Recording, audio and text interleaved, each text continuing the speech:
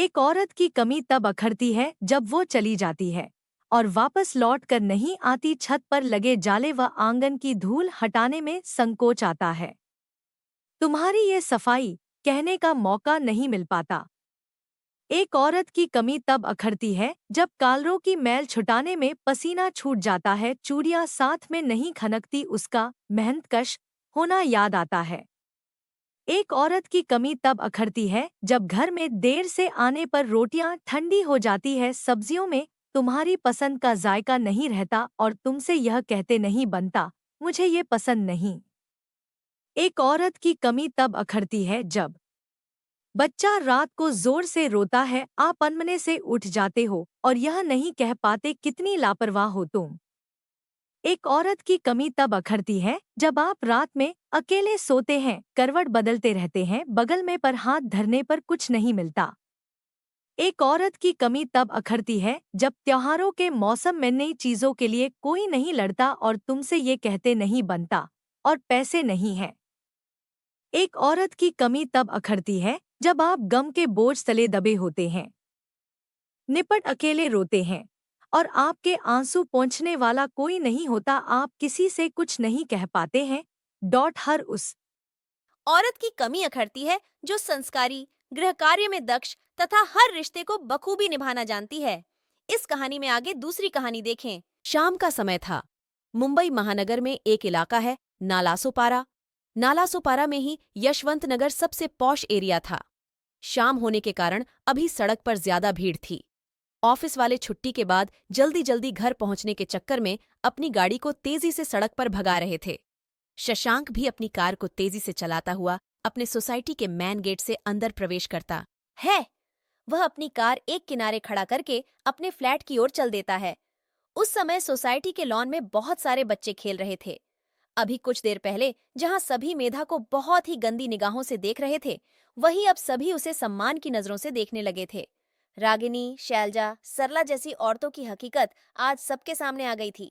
तभी यश भीड़ से निकलकर मेधा के पास आता है। दीदी, मेरी दादी भी आपके पास है? हाँ। ये सुन यश खुशी के मारे मेधा से लिपट जाता है। यश के जुबान से सिर्फ एक ही वाक्य निकलता है, दीदी, you are not a bad girl, you are a good girl. My mama and other women like her are very bad. सुन, मेधा यश को गले लगा लेती है। वहां खड़े लोग अब तालियां बजाने लगते हैं। सब्सक्राइब करे, लाइक करे। रात में पत्नी के साथ होटल में रुका था। सुबह 10 बजे मैं नाश्ता करने गया। क्योंकि नाश्ता का समय 10:30 बजे तक ही होता है, इसलिए होटल वालों ने बताया कि जिसे जो कुछ लेना है वो 10:30 बजे तक ले ले। इसके बाद बूफे बंद कर दिया जाएगा। कोई भी आदमी नाश्ते में क्या और कितना खा सकता है।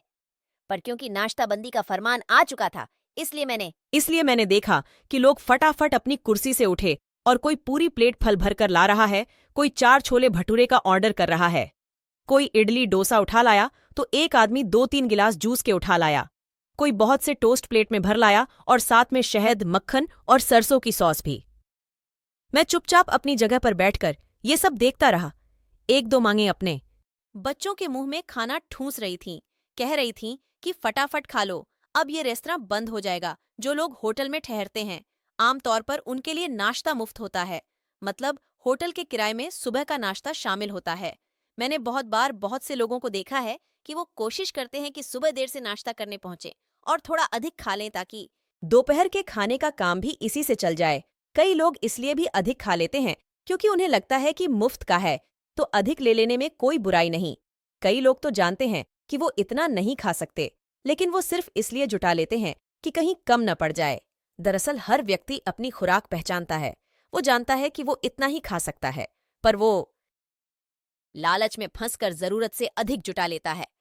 मैं चुपचाप अपनी कुर्सी से सब देखता रहा। 10:30 बज गए थे। रेस्तरां बंद हो चुका था। लोग बैठे थे। टेबल पर खूब सारी चीजें उन्होंने जमा कर ली थीं, पर अब उनसे खाया नहीं जा रहा था। कोई भला 2-3 गिलास जूस कैसे पी सकता है?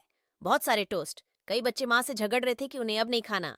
माएं भी खाकर और खिलाकर थक चुकी थीं और अंत में एक एक कर सभी लोग टेबल पर जमा नाश्ता छोड़कर धीरे धीरे बाहर निकलते चले गए।